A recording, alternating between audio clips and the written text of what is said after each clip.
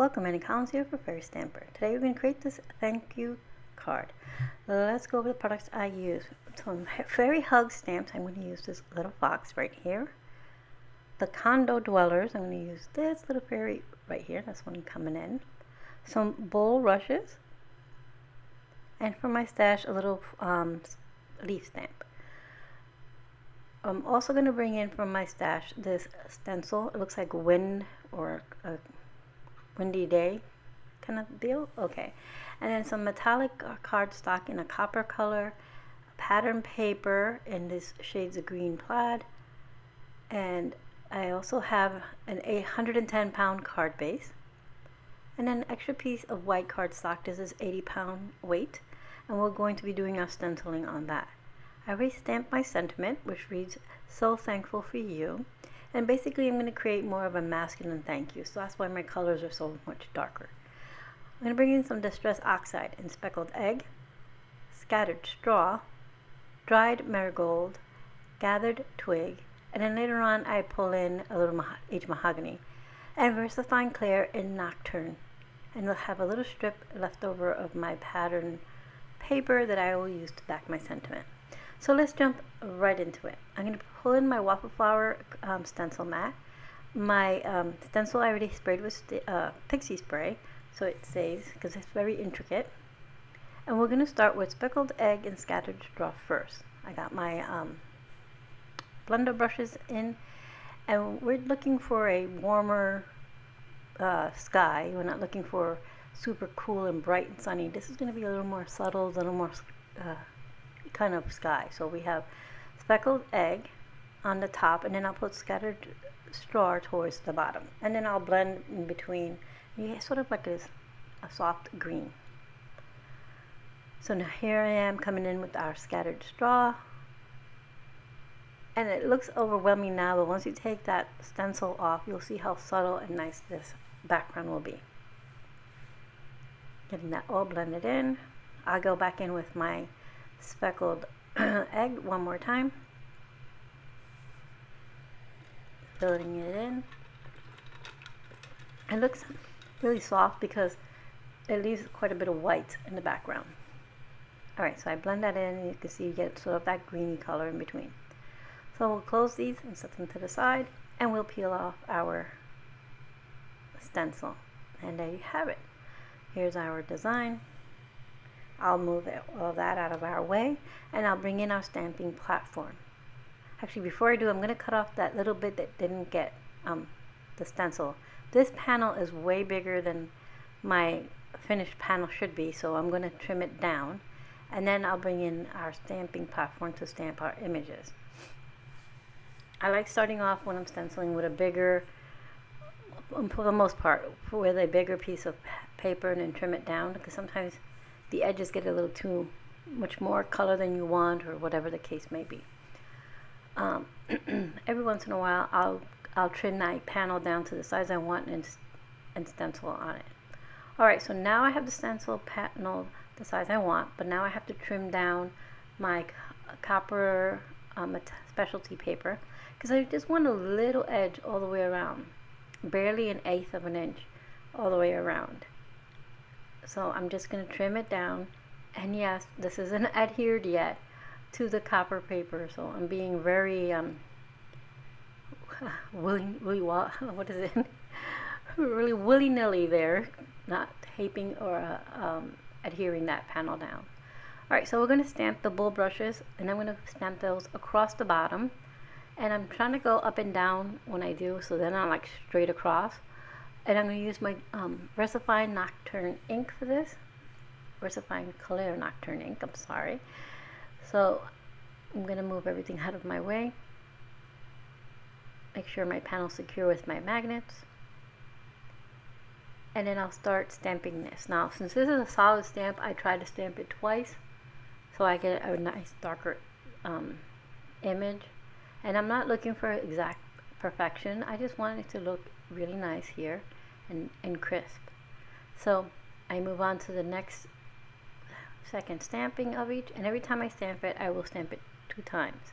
Now you can stamp it once if you get a nice dark image, or if you want more of that distress look, then you stamp it once and you'll have a little bit of that white coming through from the background coming through. So I moved over my panel just a bit, and I'm going to stamp my second bulrush. And then I know they're called bulrush, but to me they remind me of cattails.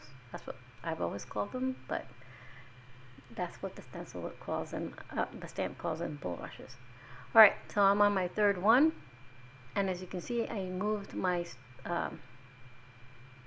my card panel over, and I moved my panel a little bit higher so that I don't have, like I said, exact straight up and down.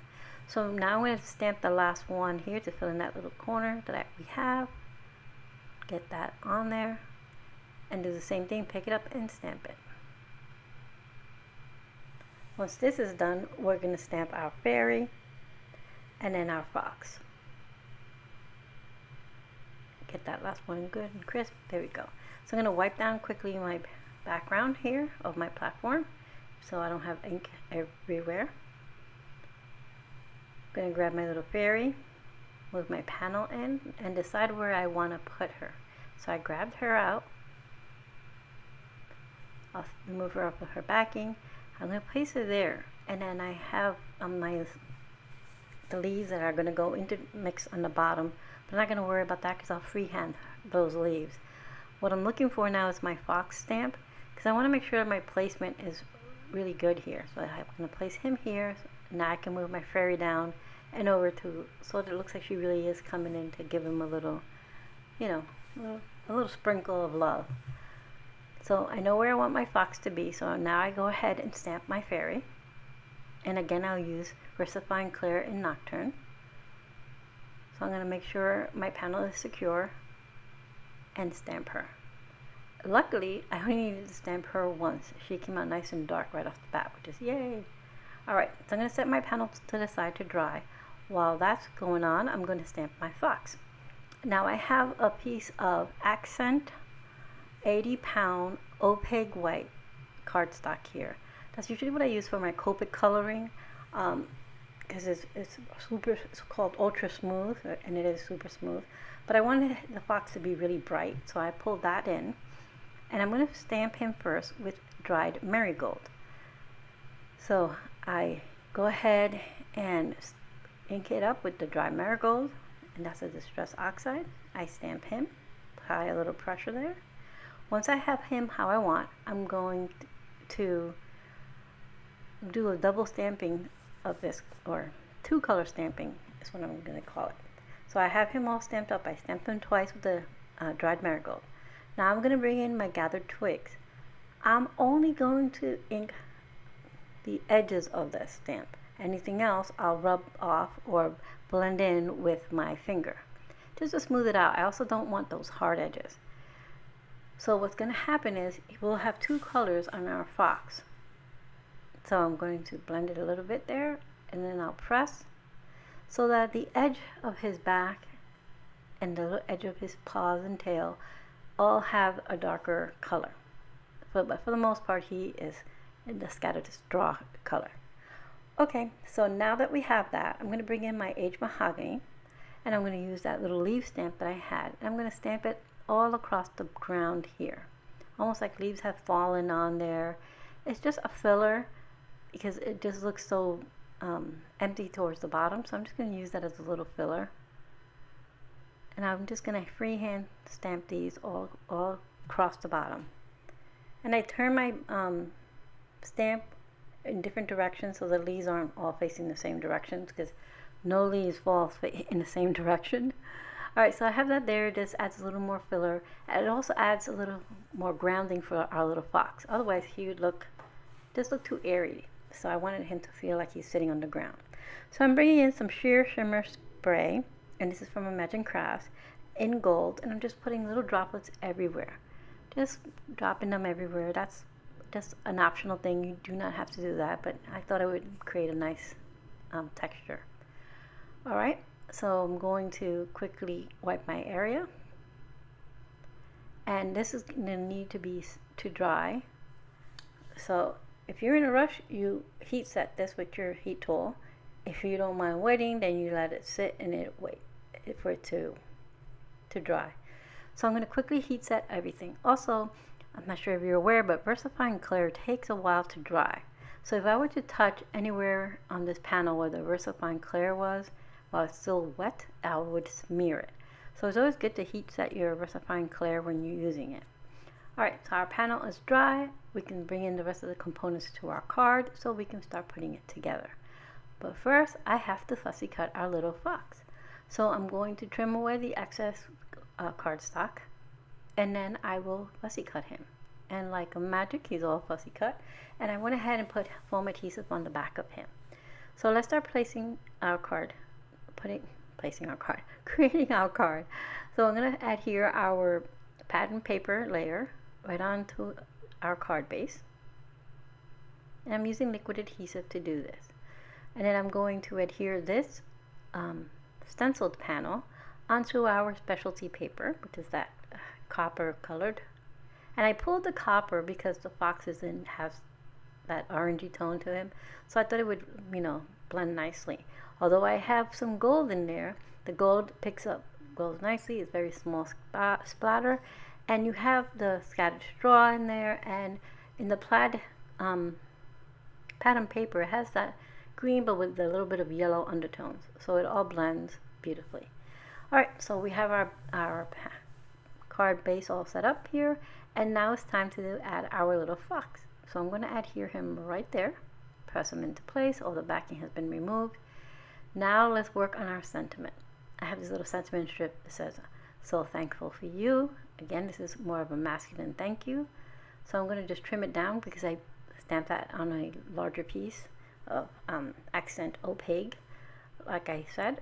But if you missed any of the dimensions or papers I mentioned, or the stamps I mentioned, I always have everything linked in the description box below, or linked or listed, so that you can easily find what you need to find. Okay, so I'm going to adhere our sentiment strip that I've trimmed down to our pattern paper. This is, like I said, a little scrap left over from the pattern paper that we used on our card, and then I'll trim it down to just mat our sentiment strip. That also brings that pattern paper towards the front. That way we have some nice cohesiveness. It doesn't have to be matchy-matchy, but it should, coordinate nicely. Alright, trimming off the excess. And I'm going to use some foam adhesive to adhere this to our card front. So I'm going to grab my little mini roll of adhesive here, of foam tape. And then I will adhere this to the top left hand corner, right up here. Make sure it's straight before I press it all the way down. And then I'm going to add some finishing touches. I pulled in some flat back gems and some shades of green and gold. It's like not necessarily gold, it's like an orangey gold color. So it kind of picks up in the light a little bit of gold, a little bit of copper, so it's perfect. I'm going to place 2 by their sentiment and a couple around our images. So I have a couple there by our fox. And we're all set. Now you don't have to add, this as an embellishment, you can add, if you want to add an embellishment, you can use like gems like I did, enamel dots, anything you would like. And here's our finished card. I love how that little fox looks two-toned. It came out perfect. You have all that dimension in the background, so you have depth to your card. Alright, so we use VersaFine Clair and Nocturne, aged mahogany, gathered twigs, dried marigold, scattered straw, and speckled egg, distressed oxides. And we used the Bulrushes stamp, the Condo dwellers, and our cute little fox right here to create our card. I also brought in some sheer shimmer spritz just for an added touch. Like always, I'll have everything in the description box below for you to find. Thank you for being